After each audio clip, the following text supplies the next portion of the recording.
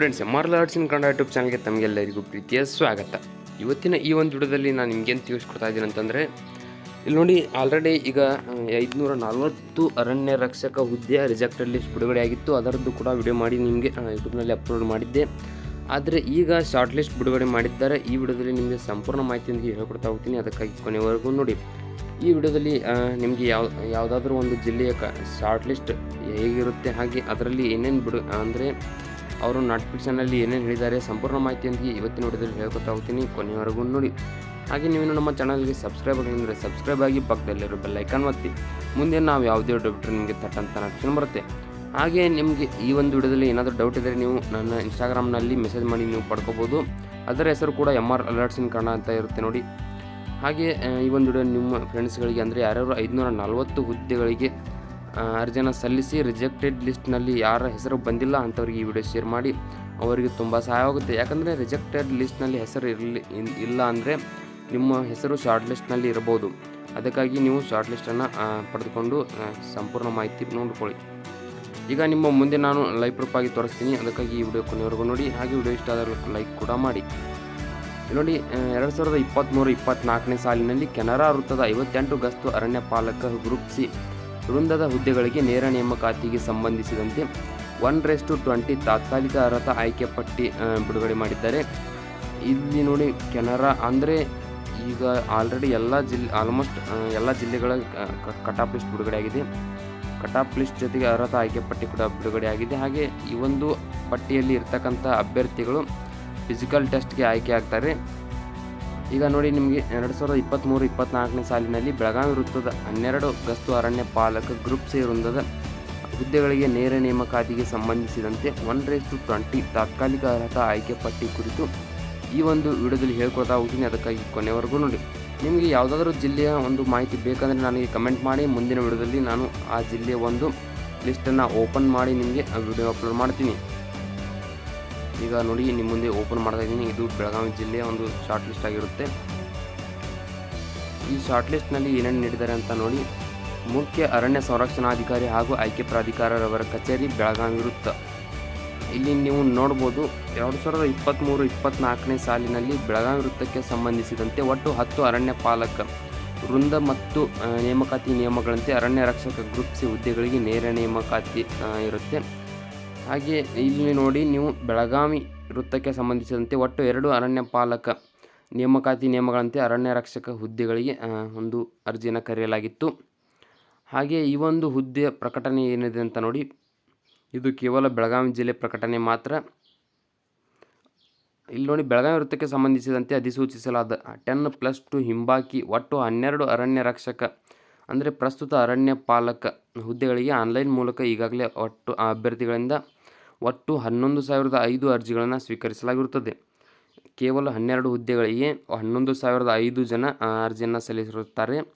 ಅವುಗಳನ್ನು ವೃಂದ ಮತ್ತು ನೇಮಕಾತಿ ನಿಯಮಗಳು ಹಾಗೂ ಅಧಿಸೂಚನೆಯನ್ವಯ ಪರಿಶೀಲಿಸಲಾಗಿ ಅಭ್ಯರ್ಥಿಗಳು ದ್ವಿತೀಯ PUC ಮತ್ತು ತತ್ಸಮಾನ ಅರ್ಹತೆಯಲ್ಲಿ ಗಳಿಸಿದ ಅಂಕಗಳ ಆಧಾರದ ಮೇಲೆ 1:20 ಅಂದರೆ ಒಂದು ಹುದ್ದೆಗೆ 20 ಅಭ್ಯರ್ಥಿಗಳಂತೆ ಆಯ್ಕೆ ಮಾಡಲು ಕ್ರಮ ಕೈಗೊಂಡು ತಿರಸ್ಕರಿಸಲಾಗಿರುವ ಅಭ್ಯರ್ಥಿಗಳ ಪಟ್ಟಿಯನ್ನು ಪ್ರತಿ ವರ್ಗದ ತಾತ್ಕಾಲಿಕವಾಗಿ ಆಯ್ಕೆಯಾಗಿರುವ ಕೊನೆಯ ಅಭ್ಯರ್ಥಿಯು ಗಳಿಸಿರುವ ಅಂಕಗಳ ಆಧಾರದ ಮೇಲೆ ಒಂದು ಶಾರ್ಟ್ ಲಿಸ್ಟ್ ಬಿಡುಗಡೆಯಾಗಿರುತ್ತದೆ. ಇದರಲ್ಲಿ ನಿಮಗೆ ಏನಾದರೂ ನೋಡಿ, ಈ ಕುರಿತು ಯಾವುದಾದ್ರೂ ಆಕ್ಷೇಪಣೆ ಇದ್ದಲ್ಲಿ ಪೂರಕ ದಾಖಲೆಗಳೊಂದಿಗೆ ಸ್ಪಷ್ಟ ರೀತಿಯಲ್ಲಿ ಆಕ್ಷೇಪಣೆಯನ್ನು ವಿವರಿಸಿ ಇಮೇಲ್ belagavi.circle@gmail.com ಮುಖಾಂತರ ಈ ಕಚೇರಿಗೆ ದಿನಾಂಕ 6/8/2024 ಸಂಜೆ 5:30 ಗಂಟೆಯೊಳಗಾಗಿ ತಲುಪುವ ರೀತಿಯಲ್ಲಿ ಸಲ್ಲಿಸಬಹುದಾಗಿರುತ್ತದೆ. ಅಂದರೆ ಇಲ್ಲಿ ಎದಕ್ಕಾಗಿ ಅಂದರೆ ಈ ಒಂದು ಜಿಮೇಲ್ಗೆ ಯಾಕೆ ಕಳಿಸ್ಬೇಕಂತ ನೋಡಿ. ವೃಂದ ಮತ್ತು ನೇಮಕಾತಿ ನಿಯಮ ಹಾಗೂ ಅಧಿಸೂಚನೆಯಲ್ಲಿನ ಷರತ್ತುಗಳನ್ನು, ಶಾರೀರಿಕ ಮಾನದಂಡಗಳ ಪರೀಕ್ಷೆ ಅಂದರೆ ಫಿಸಿಕಲ್ ಟೆಸ್ಟ್, ಹಾಗೆ ಫಿಸಿಕಲ್ ಎಂಡೋರೆನ್ಸ್ ಅಂದರೆ ದೈಹಿಕ ತಾಳಿಕೆ ಪರೀಕ್ಷೆ, ದೈಹಿಕ ಕಾರ್ಯ ಸಮರ್ಥತೆ ಪರೀಕ್ಷೆಗಾಗಿ ಮೆರಿಟ್ ಹಾಗೂ ನೇರ ಮತ್ತು ಸಮತಳ ಬಿಂದುಗಳ ಅನುಸಾರ ಅರ್ಹತೆ ಪಡೆದ 1:20 ತಾತ್ಕಾಲಿಕ ಅರ್ಹತಾ ಪಟ್ಟಿಯನ್ನು ಹಾಗೂ ಪ್ರತಿ ವರ್ಗದಡಿಯಲ್ಲಿ ಕೊನೆಯ ಅಭ್ಯರ್ಥಿಯು ಗಳಿಸಿರ್ತಕ್ಕಂಥ ಆ ಅಂಕಗಳ ಆಧಾರದ ಮೇಲೆ ಈ ಒಂದು ಶಾರ್ಟ್ ಲಿಸ್ಟ್ ಬಿಡುಗಡೆಯಾಗಿರುತ್ತೆ. ಇಲ್ಲಿ ನೀವು ನೋಡ್ಬೋದು, ಮುಖ್ಯ ಅರಣ್ಯ ಸಂರಕ್ಷಣಾಧಿಕಾರಿ ಸಹಿ ಕೂಡ ಇರಿದೆ. ಈ ಒಂದು ನೋಡಿ, ಮುಖ್ಯ ಅರಣ್ಯ ಸಂರಕ್ಷಣಾಧಿಕಾರಿ ಹಾಗೂ ಆಯ್ಕೆ ಪ್ರಾಧಿಕಾರರ ಕಚೇರಿ, ಬೆಳಗಾವಿ ವೃತ್ತ. ಅಂದರೆ ಬೆಳಗಾವಿ ಜಿಲ್ಲೆಯಲ್ಲಿ ಯಾವ್ಯಾವ ಕ್ಯಾಟಗರಿವರೆಗೆ ಎಷ್ಟು ಮೆರಿಟ್ ನಿಂತಿರುತ್ತೆ ಅಂತ ಕೂಡ ಹೇಳ್ಕೊಡ್ತಾ ಹೋಗ್ತೀನಿ, ನೀವು ವಿಡಿಯೋ ಕೊನೆಯವರೆಗೂ ನೋಡಿ. ಇಲ್ಲಿ ನೋಡಿರ್ಬೋದು ಸಾಮಾನ್ಯ ಅಭ್ಯರ್ಥಿ ಇವರಿಗೆ 4 ಹುದ್ದೆಗಳು ಖಾಲಿ ಇರುತ್ತವೆ. ಇವರ ನೋಡಿ ಪ್ರತಿ ವರ್ಗದ ಅಡಿಯಲ್ಲಿ ಕೊನೆಯ ಅಭ್ಯರ್ಥಿಯು ಗಳಿಸಿದ ಅಂಕಗಳ ಶೇಕಡಾವಾರು 94%ಗೆ ಮೆರಿಟ್ ನಿಂತಿರುತ್ತೆ. ಹಾಗೆ ಸಾಮಾನ್ಯ ಅಭ್ಯರ್ಥಿ ಅಂದರೆ ಗ್ರಾಮೀಣ ಅಭ್ಯರ್ಥಿಗೆ 1 ಹುದ್ದೆ ಖಾಲಿ ಇರುತ್ತೆ. ಇವರ ಮೆರಿಟ್ ನೋಡಿ 96.33ಗೆ ನಿಂತಿರುತ್ತೆ. ಹಾಗೆ ಪರಿಶಿಷ್ಟ ಜಾತಿ ಇವರಿಗೆ 2 ಹುದ್ದೆ ಖಾಲಿ ಇರುತ್ತವೆ. ಹಾಗೆ ಇವರ ಒಂದು ಮೆರಿಟ್ ನೋಡಿ 91.67%ಗೆ ನಿಂತಿರುತ್ತೆ. ಹಾಗೆ ಪರಿಶಿಷ್ಟ ಪಂಗಡ ಇವರಿಗೂ ಕೂಡ 2 ಹುದ್ದೆಗಳು ಖಾಲಿ ಇದ್ದು 89.17ಗೆ ಮೆರಿಟ್ ನಿಂತಿರುತ್ತೆ. ಹಾಗೆ ಪ್ರವರ್ಗ 1 ಅಂದರೆ ಕ್ಯಾಟಗರಿ 1 ಇವರಿಗೆ 1 ಹುದ್ದೆ ಖಾಲಿ ಇದ್ದು ಇವರ ಮೆರಿಟ್ ನೋಡಿ 91.83%ಗೆ ನಿಂತಿರುತ್ತೆ. ಹಾಗೆ ಇಲ್ಲಿ ಹಿಂಬಾಕಿ ಹುದ್ದೆಗಳು ಅಂದರೆ ಕೇವಲ 2 ಹುದ್ದೆಗಳು. ಇದು ನೋಡಿ ಸಾಮಾನ್ಯ ಅರ್ಹತೆ ಅಂದರೆ ಯೋಜನೆಗಳಿಂದ ನಿರಾಶ್ರಿತಗೊಂಡ ಅಭ್ಯರ್ಥಿಗಳಿಗೆ 1 ಹುದ್ದೆ ಖಾಲಿ ಇರುತ್ತವೆ. ಇವರ ಮೆರಿಟ್ ನೋಡಿ 92.83%ಗೆ ನಿಂತಿರುತ್ತೆ. ಹಾಗೆ ಪರಿಶಿಷ್ಟ ಪಂಗಡ ಅಂಗವಿಕಲ ಅಭ್ಯರ್ಥಿ ಅಂದರೆ ಕುಷ್ಠರೋಗದಿಂದ ಗುಣಮುಖ ಹೊಂದಿದ ಅಭ್ಯರ್ಥಿಗಳಿಗೆ 1 ಹುದ್ದೆ ಖಾಲಿ ಇರುತ್ತವೆ. ಆದರೆ ಈ ಒಂದು ಹುದ್ದೆಗೆ ಯಾರೂ ಕೂಡ ಅರ್ಜಿನ ಸಲ್ಲಿಸಿರುವುದಿಲ್ಲ. ಈ ಒಂದು ಹುದ್ದೆ ಖಾಲಿನೇ ಉಳಿಯುತ್ತೆ. ಇಲ್ಲಿ ನೀವು ನೋಡ್ಬೋದು ಕೆಳಗಡೆ ಈ ರೀತಿಯಾಗಿ ಅವರು ಒಂದು ಶಾರ್ಟ್ ಲಿಸ್ಟನ್ನು ಬಿಡುಗಡೆ ಮಾಡಿದ್ದಾರೆ. ಇದರಲ್ಲಿ ನಿಮ್ಮ ಹೆಸರು ಇದೆಯಾ ಅಥವಾ ಇಲ್ಲ ಎಂಬುದಕ್ಕೆ ನಿಮ್ಮ ರಿಜಿಸ್ಟ್ರೇಷನ್ ಐಡಿಯನ್ನು ನೀವು ಸರ್ಚ್ ಮಾಡುವ ಮುಖಾಂತರ ನಿಮ್ಮ ಹೆಸರನ್ನು ಪಡ್ಕೋಬೋದು. ಇದರಲ್ಲಿ ಯಾರ ಹೆಸರು ಇರುತ್ತೋ ಅವರು ಫಿಸಿಕಲ್ ಟೆಸ್ಟ್ಗೆ ಆಯ್ಕೆಯಾಗಿರುತ್ತಾರೆ. ಇಲ್ಲಿ ನಿಮಗೆ ಕೆಳಗಡೆ ಇನ್ನೂ ಒಂದು ಇನ್ಫಾರ್ಮೇಷನ್ ಕೊಡೋದಿದೆ. ಅಂದರೆ ಮೊನ್ನೆ ಅವರು ರಿಜೆಕ್ಟೆಡ್ ಲಿಸ್ಟ್ನಲ್ಲಿ ಬಿಡುಗಡೆ ಆಗಿರ್ತಕ್ಕಂಥ ಹೆಸರು ನೀಡಿದರು. ಅಂದರೆ ಈಗ ನೋಡಿ ನೀವು ಅಪ್ಲಿಕೇಶನ್ ಹಾಕಿರ್ತೀರ, ಅದರ ನಂತರ ಅರ್ಜಿ ಶುಲ್ಕ ಕೂಡ ತುಂಬಿರ್ತೀರ. ಅರ್ಜಿ ಶುಲ್ಕ ತುಂಬಿದರೂ ಕೂಡ ನಿಮ್ಮ ಹೆಸರು ರಿಜೆಕ್ಟೆಡ್ ಲಿಸ್ಟ್ನಲ್ಲಿ ಇದ್ದರೆ ಅವರು ಏನು ಕ್ರಮ ಕೈಗೊಂಡಿದ್ದಾರೆ ಅಂತ ನೋಡೋಣ. ಈಗ ಒಂದು ನೋಡಿ ಆಕ್ಷೇಪಿಸಲಾದ ಅಭ್ಯರ್ಥಿಗಳ ವಿವರ. ಸುನಿಲ್ ಲಮಾಣಿ. ಸರ್, ನಾನು ಸುನಿಲ್ ಲಮಾಣಿ ಅಪ್ಲಿಕೇಶನ್ ಫೀಸನ್ನು ಪೋಸ್ಟ್ ಆಫೀಸ್ ಮೂಲಕ ತುಂಬಿದ್ದೇನೆ.